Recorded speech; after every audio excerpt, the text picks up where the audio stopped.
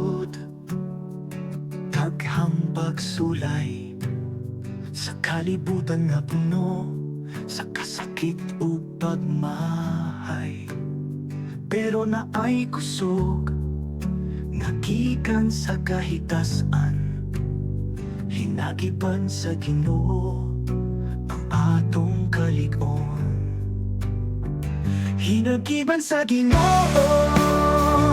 sa pagkikisog, kusog o paglaong, kita may kaisog.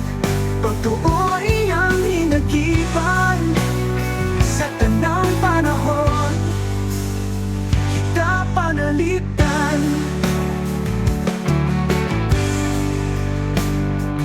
Sa kasamang pagkagubot, siya ang kalinaw. Sa kabalaka o kahadlok, siya ang ibayaw. Pulong niyang nabubuhi, magiyahan kita. Hinagipan sa Ginoo, magkadaog kita. Hinagiban sa Ginoo sa pagkikisog, kusog o paglaong, kita may kaisog. Pagtuo iyang hinagiban sa tanang panahon, kita panalitan. Saan ipon sang atong natubangon, hinagiban niya ang atong pagkadalpon. Hindi magkatapang na di kita mahadlok o di kita maluya, kay ang Ginoo man ang atong kauban.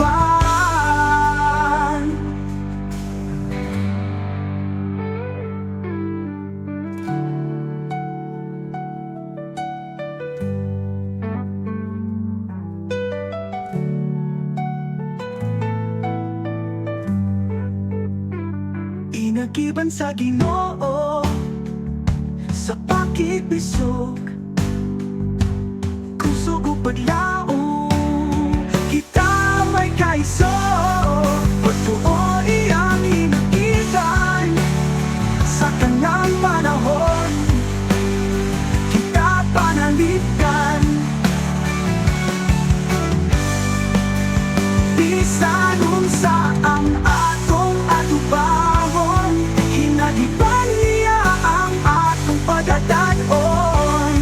Hindi magkatabang na di kita mahadlok o di kita maluya, kay ang Ginoo man ang atong kauban.